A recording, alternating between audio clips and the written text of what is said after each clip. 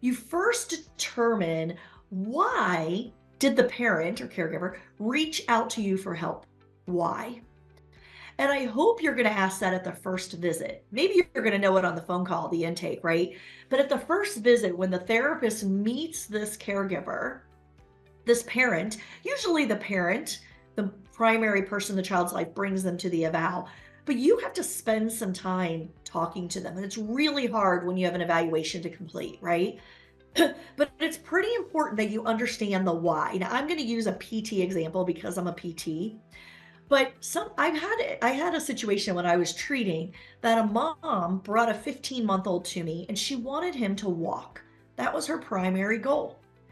And this 15-month-old wasn't yet sitting. So this mom wanted me to write a walking goal. Well, of course, I can't write a walking goal until they're sitting, but it was on me to explain the journey to the mom. So once I evaluated the child and I saw they weren't sitting, I said to the mom, look, the first thing we need to do is get them sitting. And then once they're sitting, they've got to, because I explained to them why they're not sitting. They need some core strength, right? So we talk about how we're going to get that.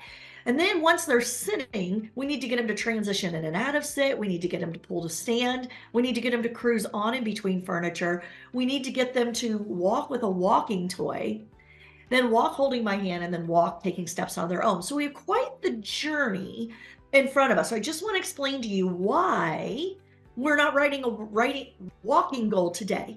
Okay, we're going to write one. It's going to be a little bit down the road. Maybe 6 to 8 months down the road is going to be our walking goal. But we have these other things, stepping stones, that we need to get in place first. So you have to understand, what does the parent want to work on and why? It's going to make their life easier in some way, right? And how are you going to get from where the child is to where the parent wants them to be? Lots of communication. Now, our team, especially our young team, some of them don't have great communication skills. So it's on us to continue to train our teammates in communication.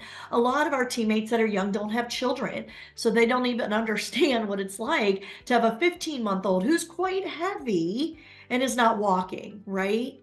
And doesn't want to be sitting in a stroller anymore, right? So you have to explain and communicate a lot to your team, a lot of the whys behind what the parent wants, because they're just not going to understand it. So that goes back to us to train up our team.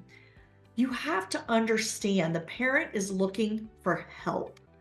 They wouldn't have come to you if they weren't, because they all actually come to us pretty late usually versus early.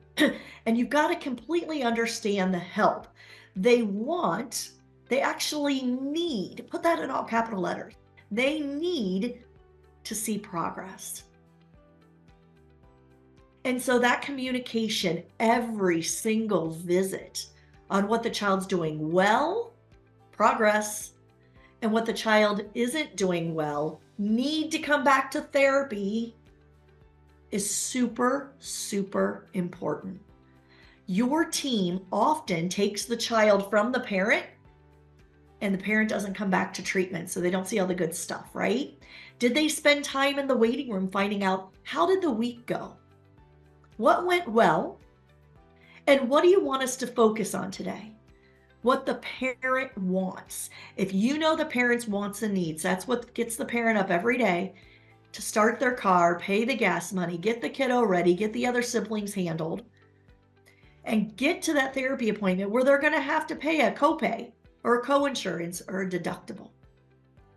So time and money is a factor and a barrier. You have to show value in what you do, and that value is meeting their wants and need for help.